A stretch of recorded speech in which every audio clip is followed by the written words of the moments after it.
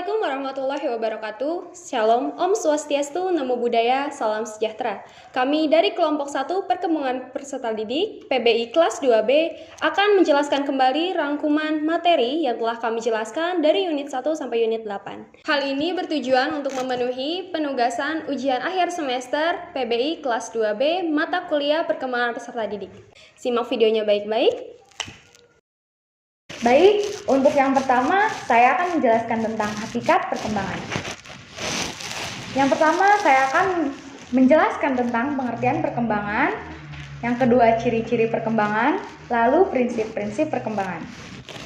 Perkembangan dimaknai sebagai suatu proses perubahan dalam diri individu atau organisme, secara fisik maupun psikis, menuju tingkat kedewasaan atau kematangan. Perkembangan itu berlangsung secara sistematis, progresif, dan berkesinambungan. Secara psikis, perkembangan mengarah kepada pembentukan kepribadian yang sangat menentukan seseorang dalam bersosialisasi. Lalu, ada ciri-ciri perkembangan. Yang pertama, terjadinya perubahan ukuran dalam aspek fisik, seperti tinggi badan, berat badan, dan organ tubuh lainnya. Yang kedua, terjadinya perubahan proporsi dalam aspek fisik, seperti proporsi tubuh anak berubah sesuai dengan fase perkembangannya, dan pada usia remaja, proporsi tubuh mendekati proporsi tubuh dewasa. Yang ketiga, lenyapnya tanda-tanda lama dalam aspek fisik, seperti lenyapnya kelenjar timus atau kelenjar kanak-kanak yang terletak pada bagian dada, rambut halus, dan gigi susu. Lalu yang terakhir, munculnya tanda-tanda baru dalam aspek fisik, seperti tumbuh atau pergantian gigi dan matangnya organ-organ seksual pada usia remaja, baik primer seperti menstruasi pada wanita dan mimpi basah pada pria. Lalu ada prinsip-prinsip perkembangan. Yang pertama, perkembangan merupakan proses yang tidak pernah berhenti sepanjang hidup individu. Yang kedua, semua aspek perkembangan saling mempengaruhi. Yang ketiga, perkembangan mengikuti pola atau arah tertentu. Yang keempat, perkembangan terjadi pada tempo yang berlainan. Yang kelima, setiap fase perkembangan mempunyai ciri khas. Dan yang terakhir, setiap individu yang normal akan mengalami tahapan atau fase perkembangan. Untuk selanjutnya, saya akan menjelaskan tentang unit 2, yaitu tentang karakteristik dan perbedaan individu. Dalam bab ini, saya akan menjelaskan tentang apa itu hakikat individu, ciri dan sifat atau karakteristik umum individu, perbedaan individu, dan aspek-aspek pertumbuhan dan perkembangan individu. Bangsa Indonesia menganut pandangan bahwa yang dimaksud manusia secara utuh adalah manusia sebagai pribadi yang merupakan penjewantahan menunggalnya berbagai ciri atau karakter hakiki atau sifat kodrati manusia yang seimbang antar berbagai segi, yaitu antara segi individu dan sosial, jasmani dan rohani, dan dunia dan akhirat. Lalu ada karakteristik individu. Setiap individu memiliki ciri dan sifat atau karakteristik bawaan dan karakteristik yang diperoleh dari pengaruh lingkungan. Menurut Kamus Besar Bahasa Indonesia pada tahun 2008, karakter merupakan sifat-sifat kejiwaan, akhlak atau budi pekerti yang membedakan seseorang dengan orang lain. Lalu ada perbedaan individu. Yang pertama, terdapat perbedaan fisik, seperti jenis kelamin, usia, berat badan, tinggi badan, bentuk tubuh, bentuk muka, bentuk mata, warna kulit, rambut, pendengaran, penglihatan, nada suara, bau badan, kemampuan bertindak, golongan darah, dan lain-lain. Lalu, yang kedua, ada perbedaan sosial, seperti status ekonomi, agama, kelompok keluarga, kelompok sosial, suku, dan semacamnya. Lalu ada perbedaan kepribadian seperti watak, motif, minat, sikap, pikiran, perasaan, dan lain-lain. Yang keempat ada perbedaan inteligensi dan kemampuan dasar seperti tinggi, sedang, rendah, atau sangat mampu, mampu, atau kurang mampu. Yang kelima, ada perbedaan kecakapan atau kepandaian di sekolah, seperti sangat cakap, cakap, kurang cakap, sangat pandai, pandai, atau kurang pandai. Yang keenam, ada perbedaan kognitif, yaitu perbedaan kemampuan yang berkaitan dengan penguasaan ilmu pengetahuan dan teknologi. Yang ketujuh, perbedaan individual dalam kecakapan bahasa. Yang ketujuh, perbedaan individual dalam kecakapan bahasa. Yang kedelapan, perbedaan individu dalam kecakapan motorik. Yang kesembilan, perbedaan dalam latar belakang. Yang kesepuluh, perbedaan dalam bakat. Dan yang terakhir, perbedaan dalam kesiapan belajar. Baik, selanjutnya saya akan menjelaskan rangkuman unit 3, yaitu pertumbuhan dan perkembangan individu. Yang pertama, memahami faktor-faktor yang mempengaruhi pertumbuhan dan perkembangan individu. Yang kedua, memahami perubahan-perubahan dalam pertumbuhan dan perkembangan individu. Yang ketiga, memahami aspek-aspek pertumbuhan. Yang keempat, memahami karakteristik pertumbuhan dan perkembangan remaja. Yang kelima, memahami tugas-tugas perkembangan. Faktor-faktor yang mempengaruhi pertumbuhan dan perkembangan individu. Pertumbuhan adalah perubahan secara fisiologis sebagai hasil dari proses pematangan fungsi-fungsi fisik yang berlangsung secara normal pada anak yang sehat dalam perjalanan waktu tertentu. Faktor yang pertama, faktor yang terjadi sebelum lahir. Yang kedua, faktor ketika lahir atau saat kelahiran. Yang ketiga, faktor yang dialami bayi sesudah lahir. Perubahan-perubahan dalam pertumbuhan dan perkembangan. Yang kesatu, perubahan dalam ukuran. Yang kedua, perubahan dalam perbandingan. Yang ketiga, perubahan untuk mengganti hal-hal yang lama. Yang keempat, perubahan untuk memperoleh hal-hal yang baru. Aspek-aspek pertumbuhan dan perkembangan. Yang kesatu, pertumbuhan fisik. Pertumbuhan fisik ada dua. Yang kesatu, pertumbuhan sebelum lahir, dan yang kedua, pertumbuhan setelah lahir. Yang kedua, intelek. Dan yang ketiga, emosi. Keempat, sosial. Kelima, bahasa. Keenam, bakat. Ketujuh, sikap, nilai, dan moral. Dan hukum-hukum pertumbuhan dan perkembangan. Yang kesatu, hukum cephalocodal. Yang kedua, hukum prosimodistal. Yang ketiga, perkembangan terjadi dari umum ke khusus. Yang keempat, perkembangan berlangsung dalam tahapan-tahapan perkembangan. Yang kelima, hukum tempo dan ritme perkembangan. Karakteristik pertumbuhan dan perkembangan remaja. Yang kesatu, remaja menurut hukum. Yang kedua, remaja ditinjau dari sudut perkembangan fisik. Dan yang ketiga, batas remaja menurut World Health Organization, Organisasi Kesehatan Internasional. Yang keempat, remaja ditinjau dari faktor sosial psikologis. Dan yang kelima, definisi remaja untuk masyarakat Indonesia. Sebagai pedoman umum, untuk remaja Indonesia dapat digunakan batasan usia 11-24 tahun dan belum menikah. Pada remaja sering terlihat adanya yang kesatu, kegelisahan, keadaan yang tidak tenang menguasai diri remaja. Yang kedua, pertentangan. Yang ketiga, berkeinginan besar untuk mencoba segala hal yang belum diketahuinya. Yang keempat, keinginan menjelajah ke alam sekitar yang lebih luas. Keempat, menghayal dan berfantasi. Yang keenam, aktivitas berkelompok. Tugas-tugas perkembangan.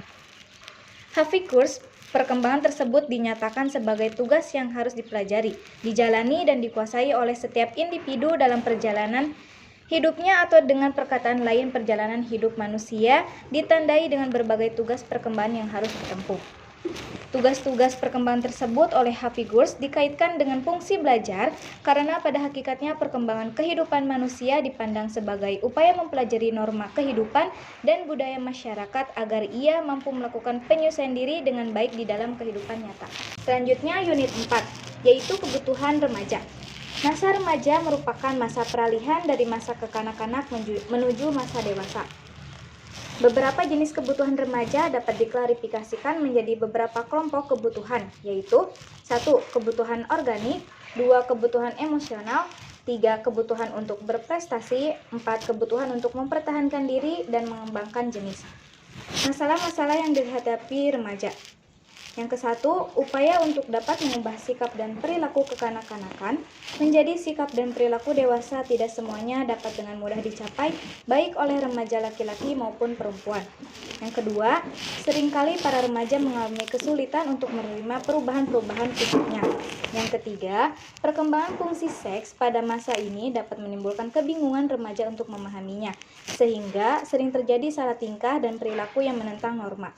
Keempat, dalam memasuki kehidupan bermasyarakat, remaja yang terlalu mendambakan kemandirian dalam arti menilai dirinya cukup mampu untuk mengatasi problem kehidupan, kebanyakan akan menghadapi berbagai masalah, terutama masalah penyesuaian emosional seperti perilaku yang overacting atau lancing dan semacamnya. Yang kelima, harapan-harapan untuk dapat berdiri sendiri dan untuk hidup mandiri secara sosial, ekonomis akan berkaitan dengan berbagai masalah untuk menetapkan pilihan jenis pekerjaan dan jenis pendidikan. Yang keenam, berbagai norma dan nilai yang berlaku di dalam hidup bermasyarakat merupakan masalah tersendiri bagi remaja. Usaha-usaha pemenuhan kebutuhan remaja. Yang kesatu, latihan kebersihan, hidup teratur dan sehat perlu ditanamkan oleh orang tua, sekolah, dan lingkungan masyarakat kepada anak. Kedua, perlu dilakukan pendidikan seksual di dalam keluarga, di sekolah, dan di lingkungan masyarakat. Ketiga, perlu dikembangkan kelompok-kelompok remaja untuk berbagai urusan seperti kelompok kajian, kelompok olahraga, kelompok seni dan musik, kelompok koperasi, kelompok belajar, dan semacamnya. Lalu selanjutnya saya akan menjelaskan tentang unit 5 yang membahas tentang pertumbuhan. Pertumbuhan fisik ialah perubahan fisik yang meliputi perubahan ukuran tubuh, perubahan proporsi tubuh, munculnya ciri kelamin yang utama dan ciri kelamin kedua. Contoh pertumbuhan pada anak perempuan ialah pertumbuhan tulang-tulang, pertumbuhan payudara, tumbuh bulu halus dan berwarna gelap di kemaluan. Contoh pertumbuhan pada anak laki-laki ialah pertumbuhan tulang, testis membesar dan tumbuh bulu kemaluan yang halus, lurus dan berwarna gelap. Please, udah ayo. Ya, 1, 2, 3. Penyebab pertumbuhan ialah karena ada dua kelenjar yang bekerja aktif dalam sistem endokrin. Kelenjar ini bernama kelenjar pituitari yang terletak di dasar otak dan mengeluarkan dua macam hormon. Kedua hormon itu ialah hormon pertumbuhan yang menyebabkan terjadinya perubahan ukuran tubuh. Perubahan-perubahan fisik yang penting yang terjadi pada masa remaja ialah yang pertama ada perubahan ukuran tubuh, yaitu selama 4 tahun pertumbuhan tinggi badan anak akan bertambah 25% dan berat tubuhnya hampir sebanyak 2 kali lipat. Yang kedua ada perubahan proporsi tubuh. Perubahan ini terjadi baik di dalam maupun di luar bagian tubuh anak. Yang ketiga ada ciri kelamin utama. Pada laki-laki, alat kelamin berfungsi pada saat ia berumur 14 tahun, sedangkan pada anak perempuan, indung telurnya mulai berfungsi pada umur 13 tahun saat ia pertama kali mengalami menstruasi. Yang keempat, ciri kelamin kedua. Pada anak perempuan, salah satunya ialah membesarnya buah dada, sedangkan ciri kelamin pada anak laki-laki ialah tumbuh kumis dan jenggot. Ada 3 kriteria yang membedakan anak laki-laki dari anak perempuan, yaitu padahal kriteria kematangan seksual pada anak perempuan ini tampak lebih jelas daripada anak laki-laki. Perbedaan yang kedua ialah permulaan kematangan seksual. Permulaan kematangan seksual pada perempuan kira-kira 2 tahun lebih cepat daripada anak laki-laki. Lalu yang ketiga ialah urutan gejala-gejala kematangan seksual.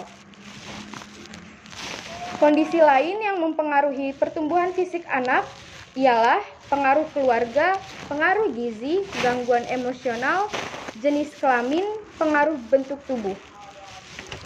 Lalu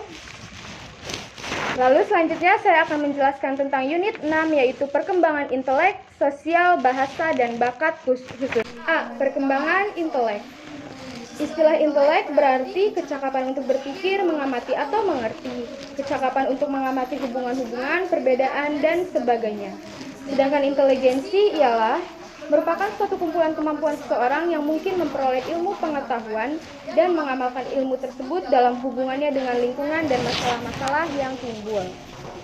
Intelek juga berarti kecakapan mental yang menggambarkan kemampuan berpikir seseorang. Berdasarkan nilai IQ atau kecerdasannya, anak dapat dikategorikan menjadi 6 kelompok, yaitu 70 ke bawah, anak mengalami kelainan mental, 71 sampai 85, anak di bawah normal, 86 sampai 115 yaitu anak normal, 116 sampai 130 anak di atas normal atau bisa dibilang pandai, 131 sampai 145 ialah anak yang superior atau cerdas, dan 145 ke atas ialah anak jenius atau istimewa. Menurut Albert Binet, inteligensi adalah kemampuan yang diperoleh melalui keturunan, yang diwarisi dan dimiliki sejak lahir. Selain itu, kemampuan berpikir ini berpengaruh terhadap tingkah laku. Seseorang dengan kemampuan berpikir tinggi akan cekatan dan cepat dalam bertindak. B. Perkembangan sosial. Manusia tumbuh dan berkembang di dalam lingkungan. Manusia sebagai makhluk sosial senantiasa berhubungan dengan sesama manusia. Oleh karena itu, perkembangan sosial ini penting dimiliki setiap anak. Karena semakin dewasa dan bertambahnya umur, tingkat hubungan sosial akan menjadi kompleks. Lalu, perkembangan sosial pada anak remaja ini dipengaruhi oleh beberapa faktor, yakni kondisi keluarga, kematangan anak, status sosial ekonomi keluarga, pendidikan dan kapasitas mental, terutama intelek dan emosi. C. Perkembangan bahasa. Bahasa merupakan alat komunikasi yang digunakan seseorang dalam hubungannya dengan orang lain. Perkembangan bahasa terkait dengan perkembangan kognitif. Perkembangan bahasa ini juga dipengaruhi oleh lingkungan karena bahasa pada dasarnya merupakan hasil belajar dari lingkungan. Jadi, perkembangan bahasa adalah meningkatnya kemampuan pengasahan alat berkomunikasi, baik alat komunikasi secara lisan, tertulis, maupun penggunaan tanda-tanda dan isyarat. D. Bakat khusus. Bakat ialah kemampuan bawaan yang masih perlu dilatih dan dikembangkan. Untuk itu sangat diharapkan bagi orang tua untuk selalu memperhatikan ciri-ciri dan keadaan anak mereka. Bakat merupakan salah satu aspek yang harus diperhatikan dalam membantu perkembangan seorang individu.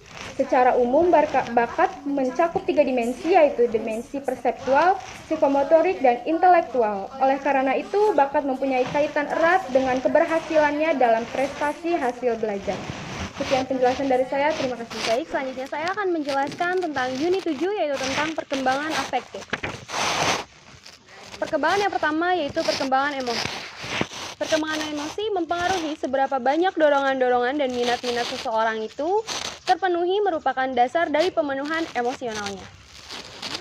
Kehidupan mereka masing-masing berjalan menurut polanya sendiri-sendiri. Dan yang pertama yaitu ada pengertian emosi. Perbuatan atau perilaku kita sehari-hari pada umumnya disertai oleh perasaan tertentu seperti senang, gembira, cinta, marah, takut, cemas, dan benci disebut warna afektif. Selanjutnya, pada saat terjadi emosi, sering terjadi perubahan-perubahan fisik, diantaranya yaitu reaksi elektris pada kulit, peredaran darah, denyut jantung, pernafasan, pupil mata yang membesar bila marah, liur kering mengering kalau takut dan tegang, bulu roma berdiri apabila takut, pencernaan mencret-mencret kalau tegang, dan komposisi darah berubah saat emosi. Lalu, karakteristik perkembangan emosi, yaitu meningginya emosi terutama karena laki-laki maupun perempuan berada di bawah tekanan sosial dan mereka menghadapi kondisi baru, sedangkan selama masa kanak-kanak, ia kurang mempersiapkan diri untuk menghadapi keadaan-keadaan itu. Ada beberapa kondisi emosional seperti cinta, kasih sayang, gembira, kemarahan, permusuhan, takutan, dan bahkan kecemasan. Yang terakhir yaitu faktor-faktor yang mempengaruhi perkembangan emosi. Faktor-faktor yang mempengaruhi perkembangan emosi diantaranya yaitu kematangan dan belajar yang terjalin erat satu sama lain dan mempengaruhi perkembangan emosi mereka. Kematangan dan belajar terjalin erat satu sama lain dalam mempengaruhi perkembangan emosi. Selanjutnya yaitu perkembangan nilai moral dan sikap. Nilai-nilai yang terkandung dalam Pancasila yang termasuk sila kemanusiaan yang adil dan beradab berkaitan erat dengan norma, moral, dan sikap. Yaitu yang pertama, mengakui persamaan derajat, persamaan hak, dan persamaan kewajiban antar sesama manusia. Yang kedua, mengembangkan tenggang rasa. Dan terakhir, tidak semena-mena terhadap orang lain. Moral adalah ajaran tentang baik buruk, kekuatan, dan kelakuan akhlak, kewajiban, dan sebagainya. Misalnya, dalam pemahaman nilai hidup tenggang rasa, dalam perilakunya, seseorang akan selalu memperhatikannya, perasaan orang lain, dan dapat membedakan tindakan yang benar dan yang salah.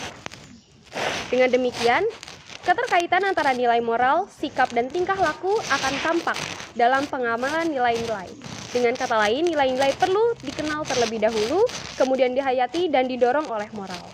Adapun upaya-upaya yang dapat dilakukan dalam pengembangan nilai, moral, dan sikap remaja yaitu menciptakan komunikasi dan menciptakan iklim lingkungan yang serat. Yang pertama yaitu saya akan menjelaskan tentang konsep dan proses penyesuaian diri.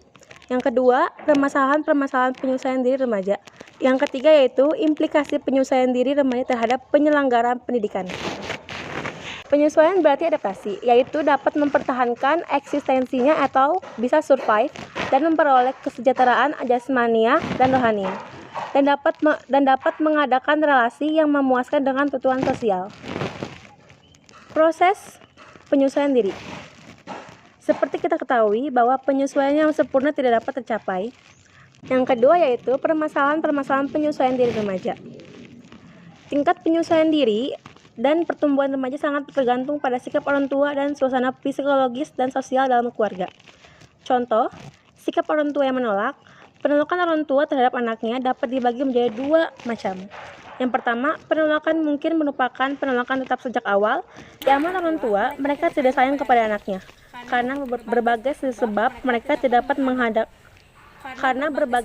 mereka tidak menghendaki kehadirannya.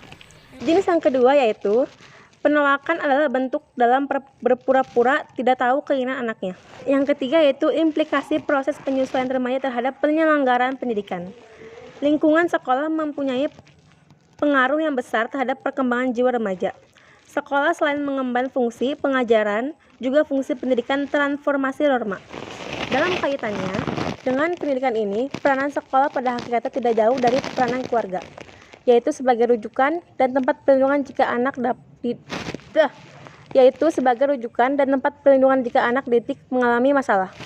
Oleh karena itu, di setiap sekolah lanjutan ditunjuk wali kelas yaitu guru-guru yang akan membantu anak didik jika mereka menghadapi kesulitan dalam pembelajaran dan guru-guru bimbingan dan penyuluhan untuk membantu anak didik yang mempunyai masalah pribadi dan masalah penyesuaian diri baik terhadap dirinya sendiri maupun terhadap tuntutan sekolah. Terima kasih. Baik, cukup penjelasan yang kami sampaikan. Semoga apa yang kami sampaikan bisa bermanfaat. Wabillahi taufiq wal hidayah. Assalamualaikum warahmatullahi wabarakatuh. Shalom, Om Swastiastu, Namo Buddhaya, Salam Sejahtera. Terima kasih.